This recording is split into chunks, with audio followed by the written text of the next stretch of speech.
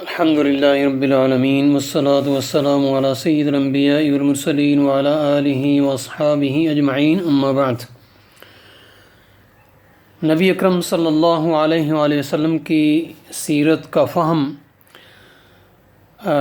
مجملاً حاصل کرنے کے لیے، یعنی فقہ السیرہ، تو مجملاً فہم حاصل کرنے کے لیے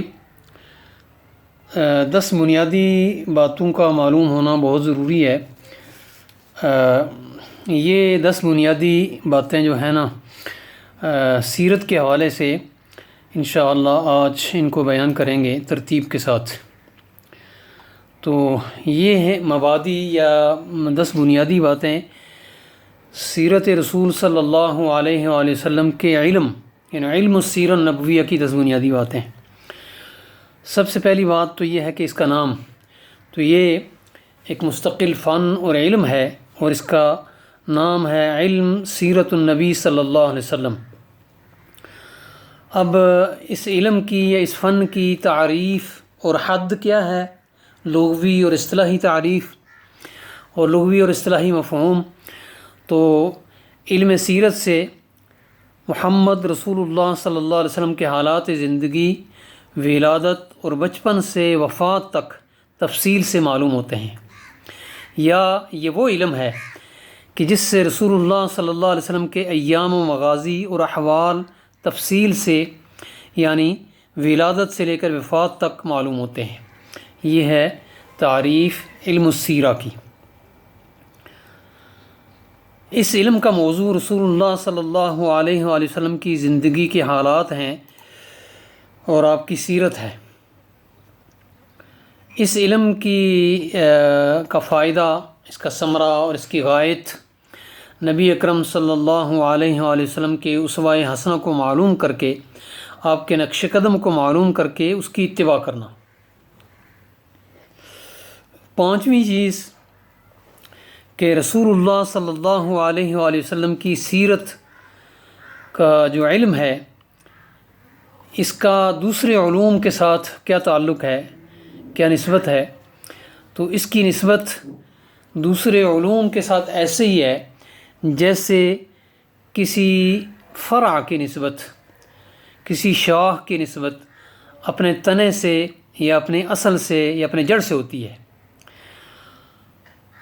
اس کی تشریح یہ ہے کہ یہ ایک شرعی علم ہے جو دوسرے شرعی علوم کی طرح اللہ تعالیٰ کی کتاب قرآن مجید اور نبی اکرم صلی اللہ علیہ وآلہ وسلم کی سنت اور دیگر معروف مصادر سے ماخوذ علم ہے۔ یہ اس کی نسبت ہے۔ 6ٹھی چیز علم السیرۃ النبویہ کی فضیلت اور اہمیت ہے۔ تو ایک بنیادی قاعدہ معلوم ہونا چاہیے اس ضمن میں کہ کوئی بھی علم، کوئی بھی فن، اس کا شرف اور اس کی فضیلت اور اہمیت اس کے معلوم کے شرف پر مبنی ہے، اور اس لحاظ سے ہم کہہ سکتے ہیں کہ علم السیرۃ النبویہ اشرف العلوم ہے، کیونکہ اس علم کا تعلق اشرف الانبیاء والمرسلین سید ولد آدم محمد مصطفیٰ صلی اللہ علیہ وآلہ وسلم سے ہے۔ تو یہ اس کی سب سے بڑی فضیلت اور اس کی اہمیت ہے، اس کا شرف ہے۔ 7ویں چیز یہ ہے کہ اس علم کے سیکھنے کا حکم کیا ہے، شرعی حکم کیا ہے۔ تو گزارش یہ ہے کہ یہ علم حاصل کرنا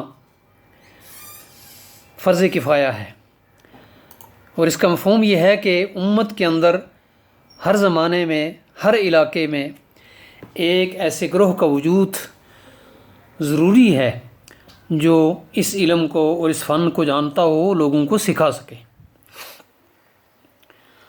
8ویں چیز بنیادی 10 بنیادی چیزوں میں سے کہ اس علم کا اور اس فن کا بانی، اولین مدون اور کاتب کون ہے، واضح کون ہے۔ تو اس ضمن میں یہ معلوم چیز ہے کہ رسول اللہ صلی اللہ علیہ وسلم کی سیرت کے اولین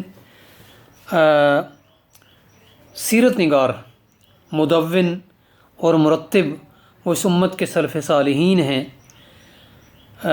صحابہ کرام ہیں اور تابعین ہیں عبداللہ ابن عباس ہیں اور باقی صحابہ ہیں، عروہ ابن زبیر ہیں، ابان ابن عثمان ہیں اور محمد بن اسحاق وغیرہ۔